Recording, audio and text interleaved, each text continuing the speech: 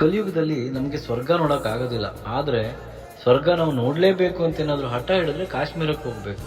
ಯಾಕೆಂದರೆ ಅದು ಭೂಲೋಕದಲ್ಲಿ ಸ್ವರ್ಗಕ್ಕಿಂತ ಹೆಚ್ಚು ಖುಷಿ ಕೊಡೋ ಜಾಗ.